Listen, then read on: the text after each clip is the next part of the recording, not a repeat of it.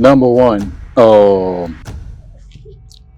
crime here, I could tell you from my own experience. First of all, let me say, I've been robbed in this ghetto, not once, not twice.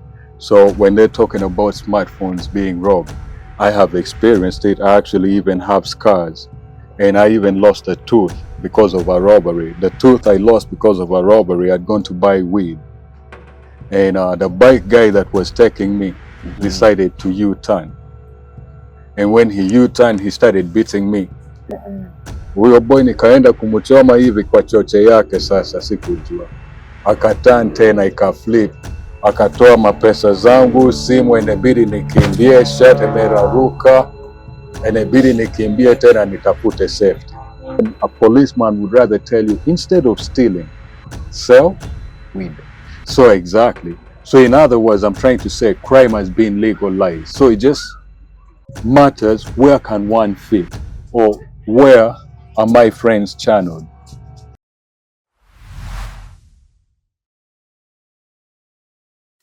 Okay, karibu sana.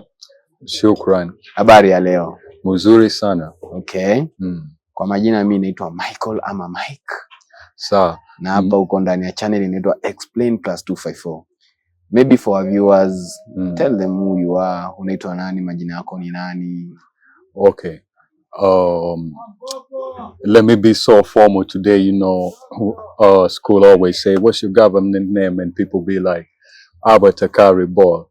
Then my general name, like saying alias or AKA, like we say Phil. Yeah. But if we're outside there, some people call me Dr. Phil, some people call me philosopher, and some people call me professor. But it all has a story behind. So your names that are in your ID identification Abah Taccari Bol. Abah Taccari Bol. Bol. Yeah. No, Bol as B-O-L, the Sudanese. Oh, Bol. Oh, you are a Sudanese. I'm Sudanese. Okay. Yeah. So, Abah Taccari. So, where were you born and?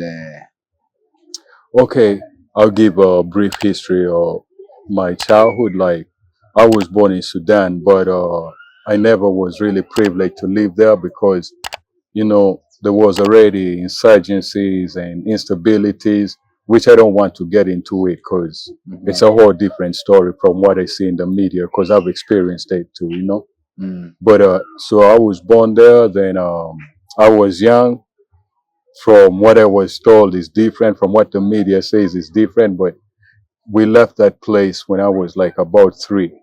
Okay. Yeah. So since then, like, I never had a chance to go back also to be able to experience like Sudan the way, you know, people say that's my nationality. Like, I love my country because of this and that. So mine is more like a memory of my country. Okay. So you were born in Sudan? Yes, I was. So how long have you been in Kenya? To be right now, man, like I'm probably going to 10 years. 10 years. Yeah. And how long have you been here in Kibra? In Kibra, I've been coming back and forth. But let me put it this way. The first thing that brought me here, I smoke cannabis. Yeah, I'm okay. It might sound inappropriate, or sometimes people say, you know, somebody that uses it is wrong. But I always think our mind is the dominance of anything. Like if there's different people that use different things. Like somebody can eat a snake and somewhere else it might be a taboo. The same way someone else can eat pork and to some other people it can be a taboo. So for me, cannabis is like my creative hub because I write. I'm a poet and I'm also a creative writer. Like I've achieved in writing and also public speech, and maybe if you could say motivational speaking, you know, from experiences and exposure. Okay. So, okay. In this channel, Explain +254, normally we normally deal with the topics about crime. Okay. And we are really interested with people who have been into it, those who have have experienced it, and normally we normally talk with people who are reformist.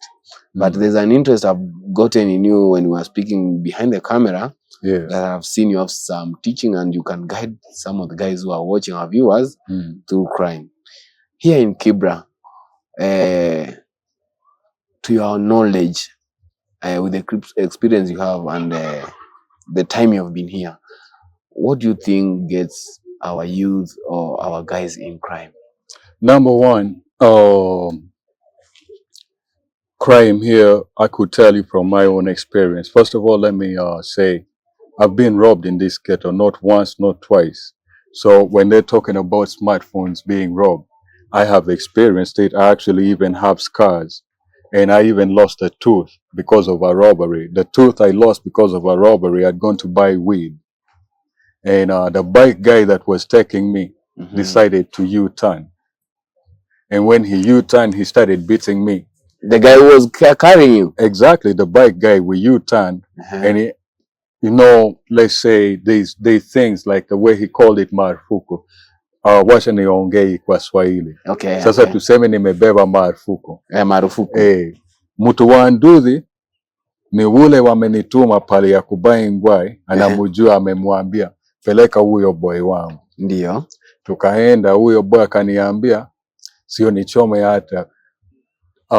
Hiyo ilikuwa hizo masaa watu wanasema maforeign manini nini. Sasa nilikuwa na majiba zangu, nilikuwa kama na 125 huko, mtu alikuwa ananileteanga. Huyo boy nikaenda kumchoma hivi kwa choche yake. Sasa sikujua, akaturn tena ikaflip, akatoa mapesa zangu, simu, inabidi nikimbie, shirt imeraruka, inabidi nikimbie tena nitafute safety. So this was happening after you've gone, you've gotten your stuff, now you are going back. Exactly. So this, when you're going back, when it's turn on you now. Yeah, so akanipeleka U-turn kwa choche yake. So kutoka hiyo saa, I've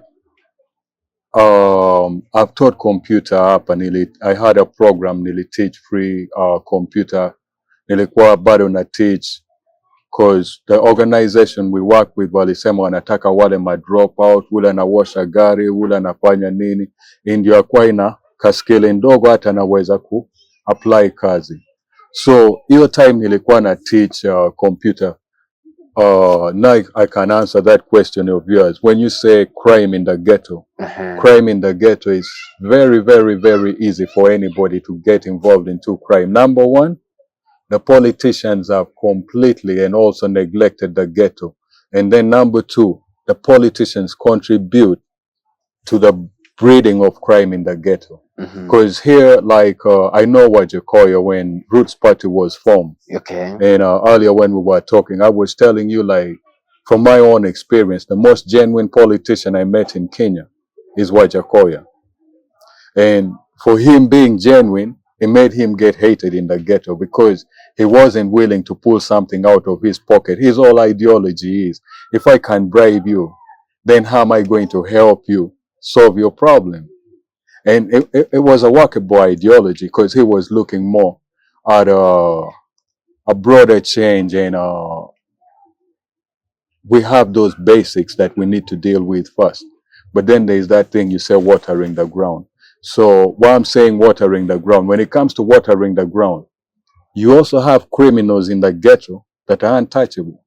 Okay. He can go and do something because he was sent by a politician and he was paid. Even when the newsletter is going to say this person is wanted, even when city camera is showing this person did this, it's going to destroy the reputation of the politician. So the politician is going to put that one aside. So there are stories where, yes, you've gotten somebody because also he doesn't have a godfather.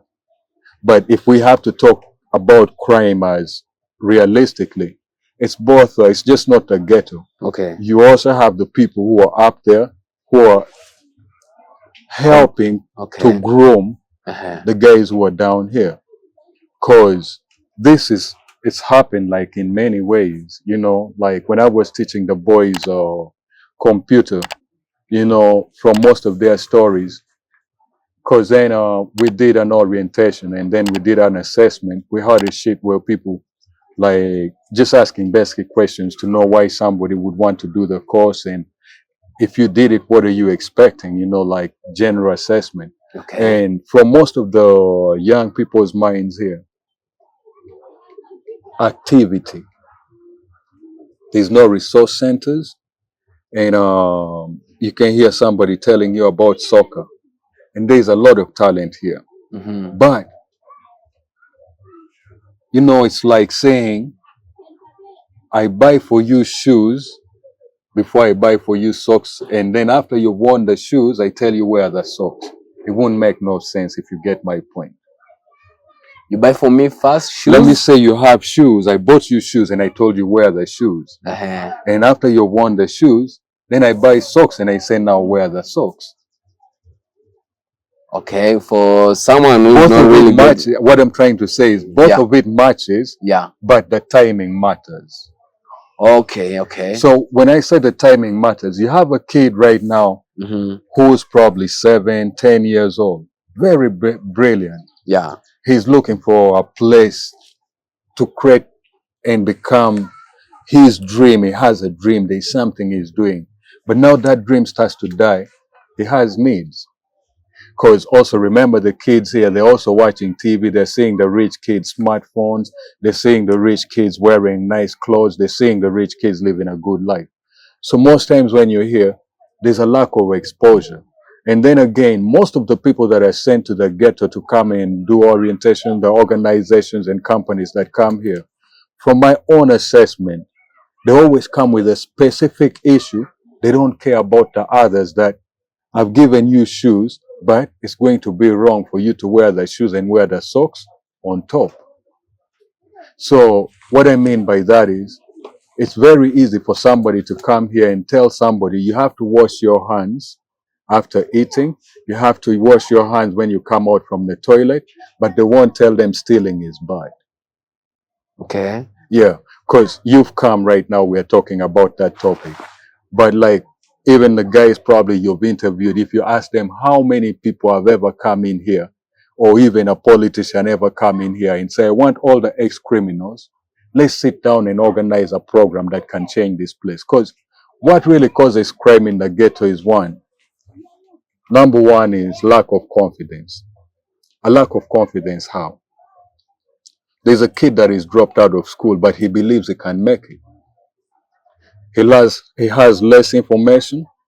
And when you look at the environment, the star here, maybe I can tell you this, you can also find out. If you sell weed, even the policeman will respect you. I'm not telling you something that, I'm trying to surprise you, but that's a normal thing. Okay. Even a policeman would rather tell you, instead of stealing, sell weed. So exactly. So in other words, I'm trying to say crime has been legalized. So it just matters where can one fit, or where are my friends channeled. So you find from removing those guys from those channels to put them on a different channel that is straight, to change that perspective, it's very hard. Because that side, you have politicians fueling it. You have that hustler that made some money. He's grooming his young boys so he can have like another right and also protection. Because here, it's always hard when you say law. Because also like most people will tell you like a jail has law. Also the ghetto has a law different from general law. There's something that happens here that the police will be called only after we have passed this stage. So from an experience, like one thing, if from the question you asked, why is crime brew so fast and so wide in the ghetto? It's the lack of mental support, emotional support, and physical support. And when I say that, yourself, you've not heard of cases of girls that have been raped here and it's just been wiped out. And then such a case, there's a girl that can be raped and they'll say, that man, what will he do? And then there's another one that is going to get raped and that person, the victim, will serve justice. So we have levels. And those levels have been fueled by politics and the cartels that are doing business here. because you look at something like water. We have water cartels, but all the politicians keep telling you how Kibra needs free water, like the sewer system. You've seen the toilets down there. The boys have to buy water to survive. But the politician, when he's coming here, it was just yesterday, actually. Yesterday, somebody was telling me Sakaja wants to be giving out trucks of water to the people. And I asked that person, do you know Saudi Arabia? And he said, yeah. Then I asked him, do you know Australia? And he said, yeah. And I was trying to make a comparison. If those are deserts, and those guys can never lack water, Kenya is not a desert. How can Kenya lack water? Meaning the politician's ideology is either to keep you retarded so he can manipulate you, or himself is retarded. So it's one of the two. So when we look at a scenario where the people in position of authority to make changes are scared to make that change because they feel it's going to water down their power. Because then, if all the kids and all the youth here know they are right, why would they do wrong? Sure. So there is that element where there are those ones that feel I have my backing. And then there's those ones that he's at the end of the road. My kid don't have diapers, we don't have food at home, and I need something. I need shoes and all that. So there is that person that is going to do that crime out of desperation, and then there is that one that will do the crime out of confidence to satisfy his desire. But where does the confidence come from? The people that are supporting that crime. Because here weed comes in the ghetto. I smoke weed myself. Okay. If I told you I've bought weed from the police, would you believe me? Have you? I have. Not once, not twice. But now the question here is, if I'm buying from the person supposed to maintain law and order, Sure. then who is going to do it? But then now the point also comes, it's like this here, where I remember they say, who guards the guardians? The guardians themselves. Let me ask you this, when you bought the weed from the police, weren't you scared that it could be like a setup? A setup, yeah. No, that's why I was telling you, if you sell weed in the ghetto, you're safer than someone carrying a gun. You're safer than someone that snatches phones, because then you're taxable. It's like if you sell alcohol in the ghetto, you're safer than those people because you're taxable. Taxable by who? The cops. Okay. So before I got drawn away, you've told me that the main cause, some of the causes of crime here, it's lack of good education and self-confidence. Self-confidence. So we've talked about confidence. You're telling me about good education. Where does education become bad? Where does education become bad? Number one, we lack mentors in the ghetto. If you get my point. Mentors, Yeah, we lack mentors in the ghetto. Like now it's December, you're going to see a lot of companies coming. Yeah. Mostly because they have to promote their products. It's a marketing strategies. So when I say bad education, like naongeanga Swahili. Ni sawa tu, ni sawa. No, okay. I'm just trying to make a point here. Okay. Nini nimesema naongeanga Swahili. Okay. We are talking with you on this interview. I want to be clear with the points. Yeah. Alafu nikitoka nje hapo, you'll find a kid that is going to school. The mom's an alcoholic. You'll find that one whose parent is a drug addict. You'll find that one whose parent is jobless. And you'll find that one whose parent is a gangster. You get my point? And these kids, when I say bad education, when they come back with assignments, the parent is only trying to see the ink filled in all those empty spaces and finish. And experience, most of the parents don't actually understand the assignment of the kid. I was saying something that a kid brought, and it was 0.8 times 0.12. And the parent couldn't do it. So that already is bad education, and you can't blame the parent because the parent is sending the kid to school because that parent knows I'm in a position where I'm not able to school you. Mm-hmm. So in such a scenario, I've seen such scenarios where, you know, a kid doesn't have anyone to run to or anybody to ask for advice. And when I did the computer school, I could also see it. So many of those guys would tell you like, you know, only if my father had money, which I thought is not if your father had money, if we had more resource centers where these kids can distract themselves and get the right information, because you also have people that have the wrong information. When something happens here, a politician can make a phone call and alter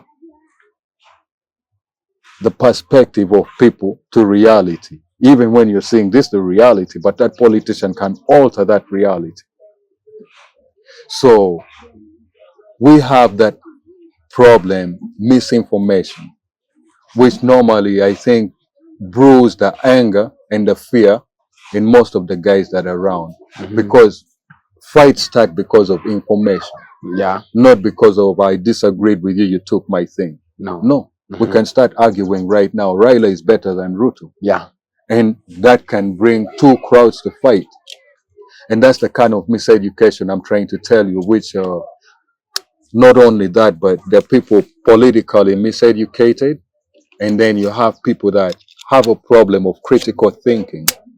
And these people have a problem of critical thinking, and some of them are in positions to make decisions that will affect the surrounding.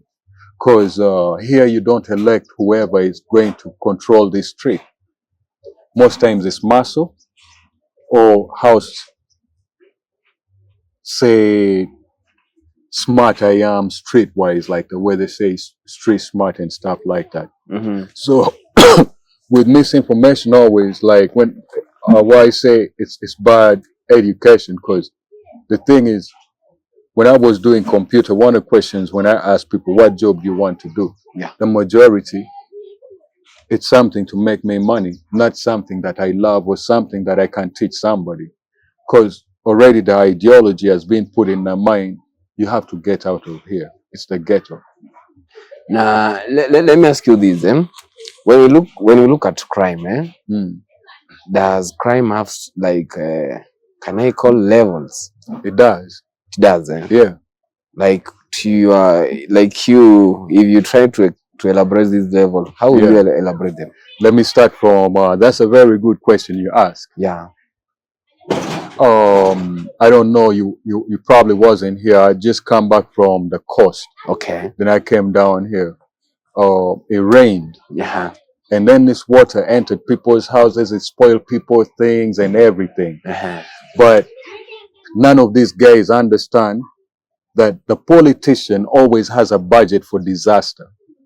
But if somebody died in that stuff, then the media would have news, and the politician would now have a platform and would have to orchestrate and craft something that is going to tell the people. Because here, crime starts from the politicians. Number one, handouts, paying goons for hire. Number two, paying supporters. When a politician is coming somewhere, is going to pay people. So it looks like you have a crowd and you have people that love you. Or those crowd for hire. It's always there. I don't think there's a politician here that will do it free. Okay. From my experience, you know, like I've not seen one do for free. Then now you go down, still, the people in their offices, you can go there and want something. You would see whoever you wanted. If you just had like a brown 1,000 note and say, please, it's important. Yeah. Which I've seen it. Yeah. There is priorities when you go to deal with certain things in those offices. Then we come to the police. The police already told you, I bought weed from the police. So do you expect that cop to arrest somebody selling? Of course. He's trying to kill the competition. So that's why they have levels, because there's someone that won't be arrested because I'm working with a policeman. And you don't have a godfather. Then now you leave those guys. Yeah. And then you come down, now you have survival. There's that person now He's trying to get to that level. So this is another level now. Yeah. I'm trying to get money. I can buy weed. I can pay the police. Now I have a voice. I can be here. Nobody can bother me because I can make one phone call and tell my co-friend, hey, you know, there's this boy, he's bothering me. You get my point? Now that's some people, they can get some money and save some money to do something. Then now you calm down again. There's that one. Then now he's looking to make some money. He's desperate. He can't sit down for a plan. Anywhere a plan can be. I can be here, see you with a camera, and I can rush you and run away with your camera. Okay. I need to survive. Like now there's that survival basis. Yeah. Then when you leave that one now, there's that one, him, that's his stuff. So from the survival, we have another one now. We have another one. We go along, we get another one. Exactly. Which is? We have the one that has gone in, out to jail. And, you know, people say in jail, you have someone that's going to reform and say, I want positiveness. And there's someone else that is going to be like, I'm going back outside and I'm never coming back in here. I've gotten smarter, in other words. So now you have that level where that person is now recruiting. He's recruiting desperate kids. Oh, okay. Yeah, so these kids are not going to steal phones and then go sell it himself. There's somebody they take it to, and that person now. Oh, so now this person, he's not doing the crime himself, but he's not doing the crime himself. Is being done. He's now recruiting young people. So there's some people who are doing it for him. Exactly. Okay. And those people are doing it for him. Yeah. They now want a status. You know? And why this person who is doing it for another person, why can't he do it for himself? Because he's doing it for money. Why don't he just do it direct? Okay. Could you say begging is a crime? I'm just asking from your perspective. Begging. Exactly. But it's a crime if it's faked, right? Sorry? It's a crime when it's faked. If I get people and put them out there and tell somebody sit on one leg, if they ask you, you get my point? So that's a category. You have somebody that's already that smart that he has scripts. Because understand, that person, it's not that he can't do it for himself. He has reached a point where he can have more manpower that he can give 10 people one script to make what one man can make. So you're telling me begging is a crime according to the way it's being done? Begging is a crime. To me, it's a very big crime. It destroys a community. Now, you know, when you say begging, me, I'm looking at many perspectives. There's the one you've told me, and there's begging. If I come into your house, I understand that is different. But now I'm trying to say the begging for business. Oh, okay, sure. Yeah, there's the normal begging, like we're sitting here with you. I can see you smoke a cigarette. I can see Jemba smoke a cigarette. Niambia Jemba. And most times it's like that. I can see Jemba smoke a cigarette from over there. And I tell him, Jemba, see, Nichome yo fegi. Oh, I can see somebody smoking weed. I'm like, Sinichome yo ngwai. Yeah. You get my point? Yeah. And then there's that one where I'm going to get strategic places, and then I'm going to teach these people who to talk to. Oh, so this now is the crime. Now when it gets there now. Exactly.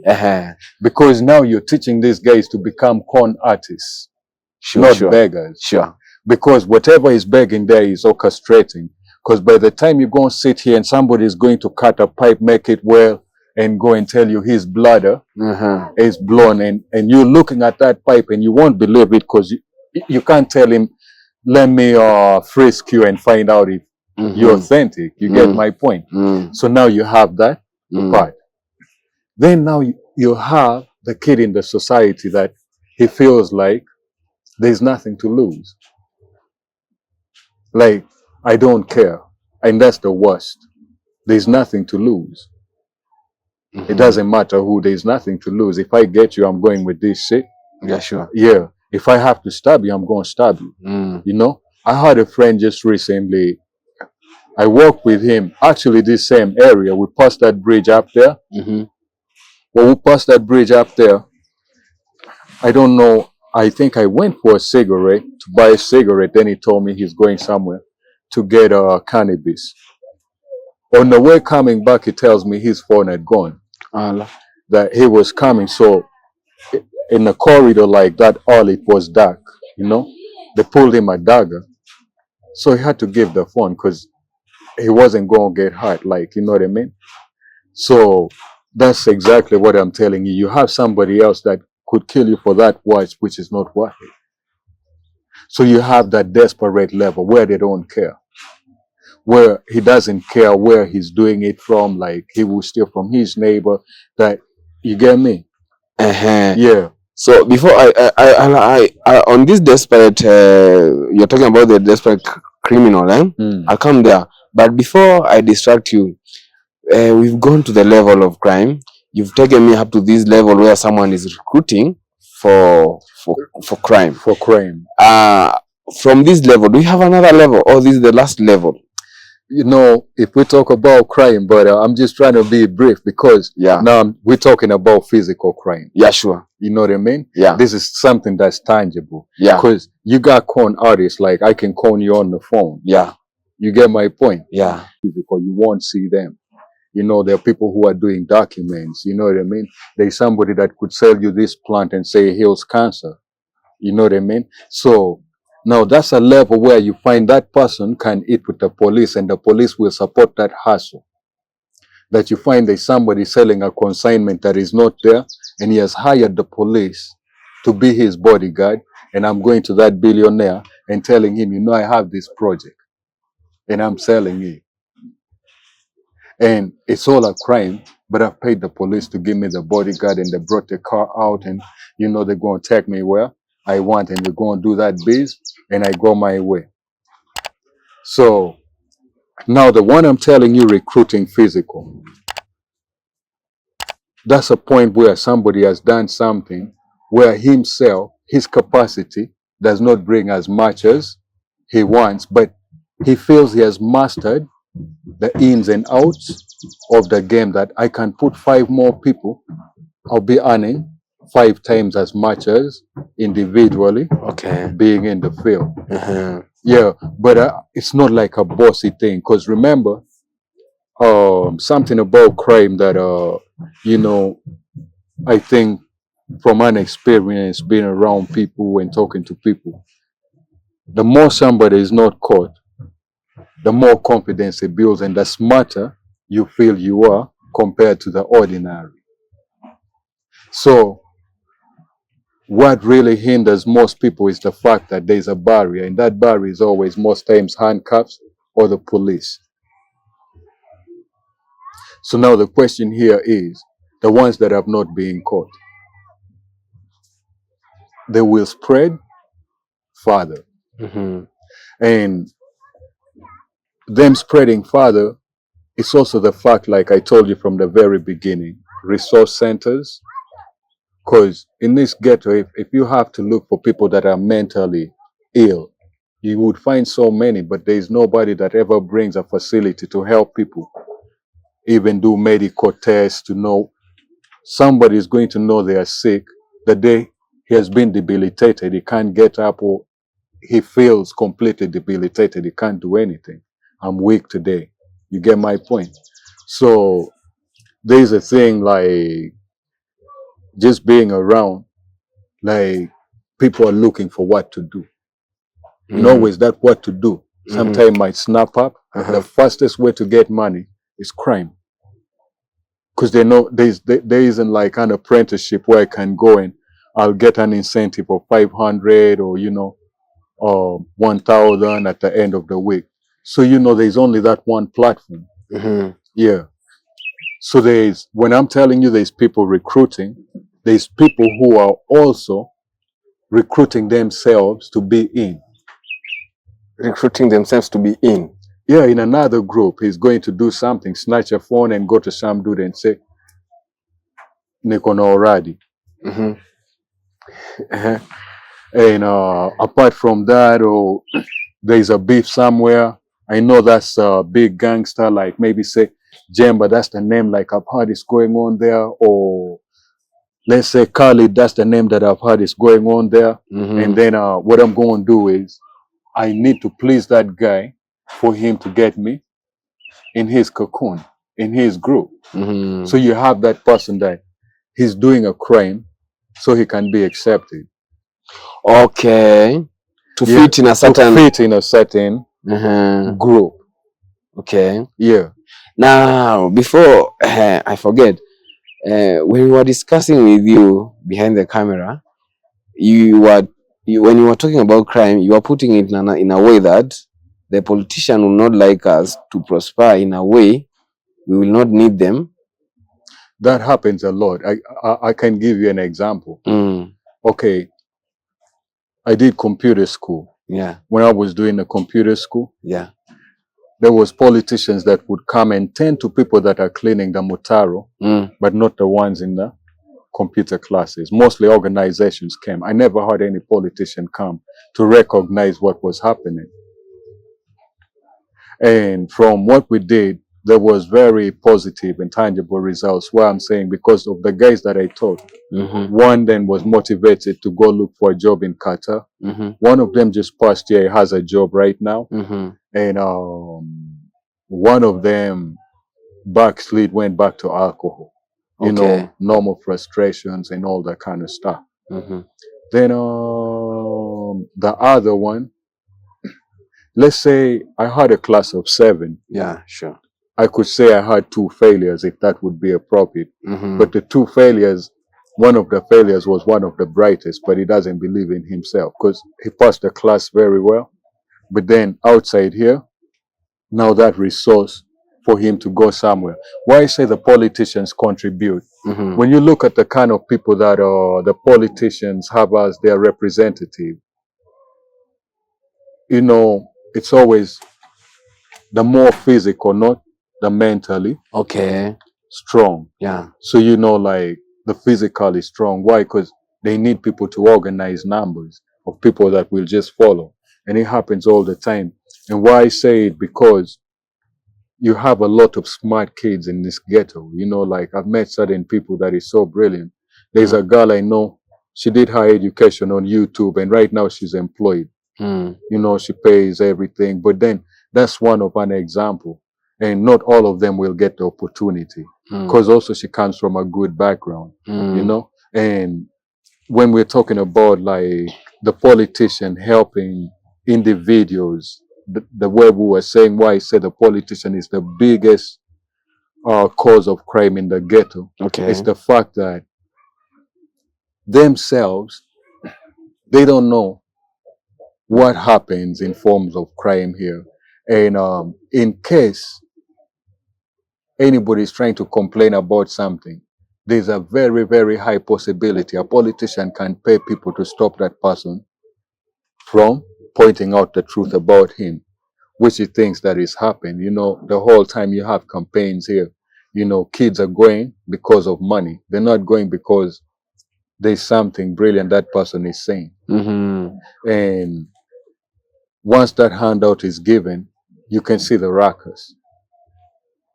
So to me, being here, the politician contributes the biggest because there is an education culture. And you yourself, you're a journalist, you know, information is power. Without the right information, you're bound to make mistakes. And that happens a lot here because I could give you an example, but I won't mention names. Yeah.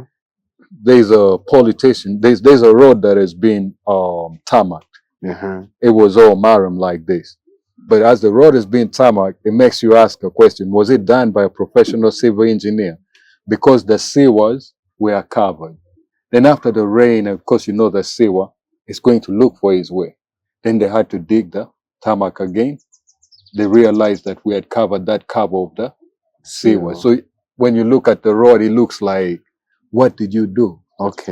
You get my point. And then these politicians, like we're talking, why I'm saying that, there was a time here, I was at Pomoja FM. There's a girl that she committed suicide because she was having her menstrual period and there was blood in her uniform and the teacher said she was dirty.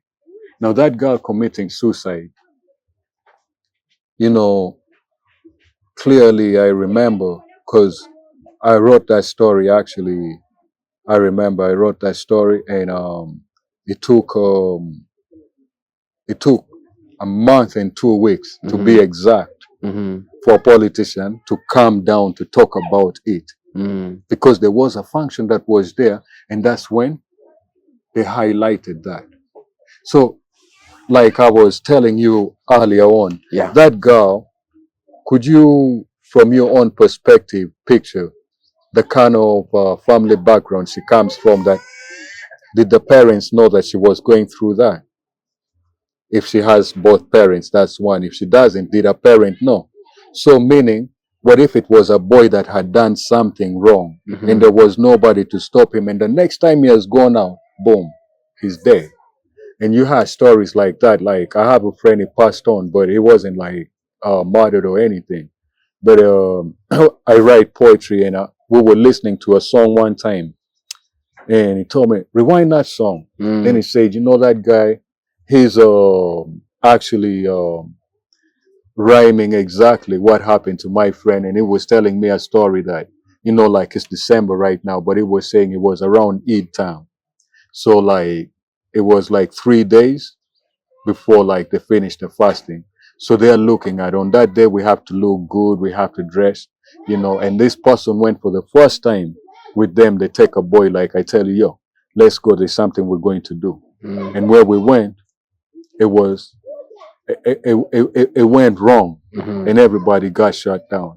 Okay. And then that boy died like that, and he was just with the crowd.